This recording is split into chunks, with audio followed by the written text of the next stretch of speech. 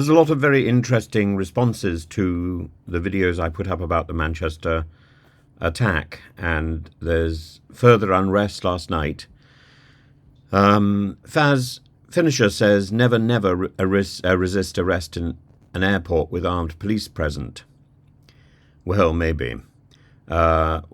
Cobbler says, once a member of the public videos the police actions and they've not managed to take their phones, they're held to account. Usually, if their actions are incriminating, their body cameras are turned off. Thugs in uniform.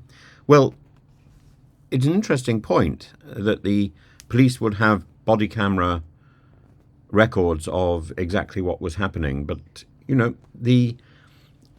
I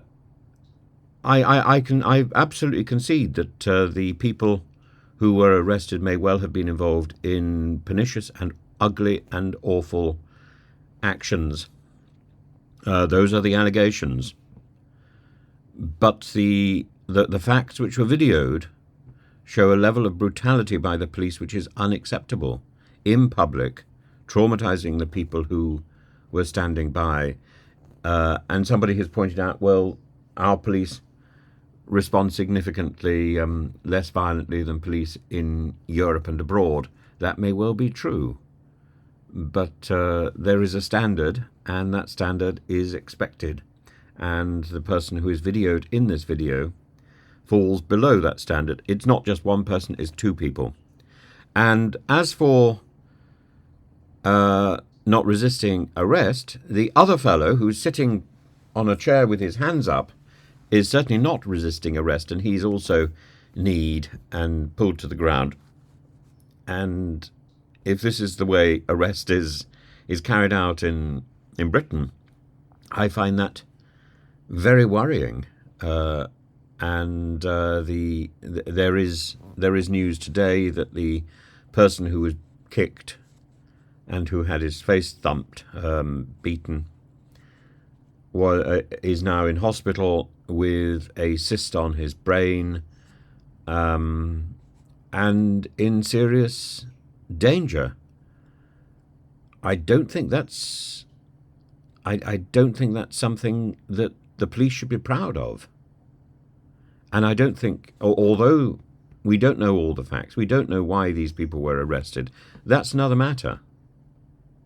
But we do know that the arrest was carried out with a level of brutality in public which sends a signal about the quality of policing in our country, which is extremely worrying. That is what we know, and that is what I'm talking about. And the blurred photographs that came out on the news feeds yesterday morning are very different to the actual footage which I posted, which is horrifyingly brutal and is not worthy of the history of policing that we've got in this country.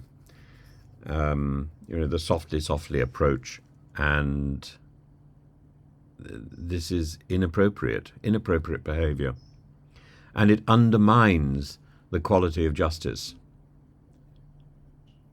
So the focus is now no longer on what these young people may or may not have done, what they are alleged to have done, the crime that they are alleged to have committed. The focus is now on the police activity, the method of arrest, the brutality of the police.